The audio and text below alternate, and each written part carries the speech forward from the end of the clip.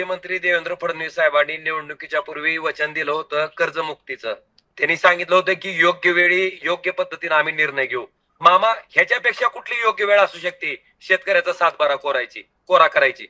मग आपण जी वचन शेतकऱ्यांना निवडणुकीच्या पूर्वी दिलं शेतकरी होतं, राजेश 100% शेतकरी अडचणीत आहे. शेतकऱ्याला कधी गारपीट होते, कधी दुष्काळ पडतोय. ऐकून घ्या ना. लोकांनी विश्वास ठेवला, तुम्हाला मतं टाकली, तुमचं बंपर मेजॉरिटी आली. मामा, तुम्ही शेतकऱ्यांचा सातबारा कोरा करणार आहेत का? नाही, 100% या बाबतीमध्ये तुमची भावना की म्हणण्यापेक्षा खरंच आज राज्यातला सगळा शेतकरी हा अडचणीत आहे आणि या अडचणीतल्या शेतकऱ्याला मदत करणं शेवटी राज्य सरकार म्हणून आमची सगळ्यांची जबाबदारी आहे. या बाबतीमध्ये निश्चित प्रकारे जो कर्जमाफीचा आपण जो विषय काढला, या बाबतीमध्ये राज्याचे मुख्यमंत्री, दोन्ही उपमुख्यमंत्री निश्चित प्रकारे योग्य वेळी योग्य निर्णय घेतील.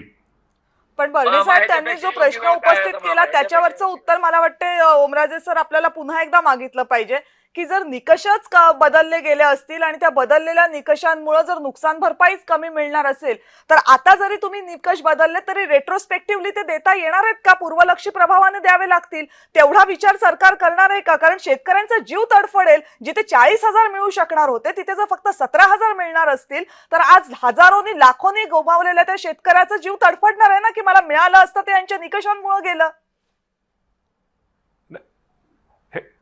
आत्ताचे जे निकष आहेत ते NDRFचे तुम्हाला माहिती आहे की केंद्राचे हे निकष आहेत. पूर्वी केंद्राचेच जो दर होता एकरी हेक्टरी तो कमी होता आणि पाठीमागे त्यांनी हा दर वाढवला. कोरडवाहूला 8,500 रुपये हेक्टरी, बागायती पिकाला 17,000 रुपये हेक्टरी आणि बहुवार्षिक पिके आहेत त्यांना 22,500 रुपये हेक्टरी. हा केंद्राने दर वाढवल्यामुळे राज्य सरकारने, राजे म्हणतात ती गोष्ट खरी आहे की ज्यावेळेस कोल्हापूरला, सांगलीला ज्यावेळेस हे झालं त्यावेळेस राज्य सरकारने हा दर वाढवला होता. या बाबतीमध्ये निश्चित प्रकारे मी एवढंच आपल्याला सांगतो की आता हे सगळे मंत्री दौरा करतायत. निश्चित प्रकारे या सगळ्या शेतकऱ्यांच्या मागणीचा विचार करून शेतकऱ्यांचं हित पाहून योग्य तो निर्णय घेतील. बरं, आता ओमराजे शेवटचा प्रश्न हा बोला. मामा, तुम्ही ग्राउंडवरचे कृषी मंत्री म्हणून आम्ही तुमच्याकडे फार अपेक्षेनं आणि आशेनं बघतोय मामा. कारण तुम्ही जनसामान्यात राहता, जनसामान्याच्या भावना तुम्हाला माहिती आहेत, शेतकऱ्याची व्यथा तुम्हाला माहिती आहे. मामा, तुमच्याकडनं अपेक्षा आहेत आम्हाला. आता उपमुख्यमंत्री मुख्यमंत्र्यांना कसं पाठवायचंय ते तुम्ही बघा मामा. पण मराठवाड्यातल्या शेतकऱ्याला मिरज चांगली पद्धतीनंच मदत झाली पाहिजे.